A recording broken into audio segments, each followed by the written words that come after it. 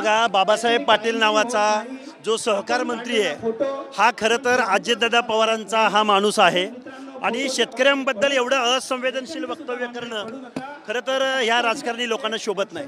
बाबासाहेब पाटील, तुम्ही खरं तर जो शेतकऱ्यांच्या बाबतीमध्ये जे तुम्ही वक्तव्य केलंय हेच शेतकरी तुम्हाला ज्यावेळी तुम्ही शेतकऱ्यामध्ये जाल, अहमदपूरमध्ये जाल, त्यावेळी तुम्हाला याचा जाब निश्चित विचारतात।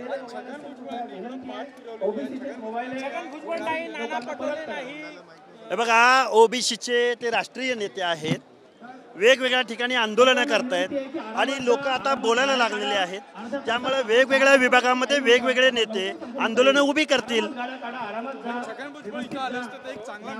चांगला मेसेज गेला असता, पण मी सगळ्या ओबीसी नेत्यांना हात जोडून विनंती करेन, राजकारणापेक्षा आपण सामाजिक न्यायाची लढाई लढू, ओबीसींना न्याय देण्याचा प्रयत्न करू।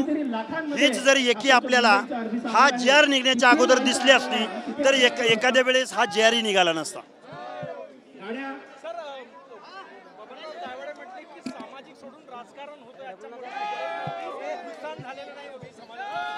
नाही, बबनराव तायवाडेंना JRचा जर वेगळा काही अर्थ कळला असेल तर बबनराव तायवाडेंनी आमच्या समोर यावं, कारण प्रत्येक तहसीलला मराठा समाजाला कुणब्याचं सर्टिफिकेट 15 दिवसाच्या कालावधीमध्ये 1000 सर्टिफिकेट वाटायला सांगितलेत आणि कसं नुकसान झालं नाही?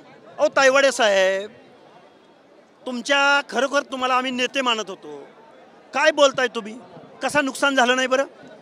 अरे बलुता आलुता भटक्या विमुक्त जाती जमाती या राज्यकर्त्या जमातीच्या स्पर्धेमध्ये टिकणार आहेत का? आणि मग जर या JRद्वारे जर त्याला काही धक्का पोहोचत नसेल असं तायवाडे म्हणत असतील, मग JR कशासाठी काढला? JR काढण्याचं कारण काय होतं? त्यामुळं तायवाडे साहेब, आपण ज्येष्ठ नेते आहात, राजकारण करण्यापेक्षा आजपर्यंत ओबीसी ओबीसी ओबीसी ओबीसी म्हणत आलाय आणि आत्ता तुम्ही कुणाचं तरी काहीतरी सुपारी घेतल्यासारखं बोलताय। खरं तर हे बोलणं आम्हाला योग्य वाटत नाही, पण तुमची भूमिका आम्हाला आवडली नाही।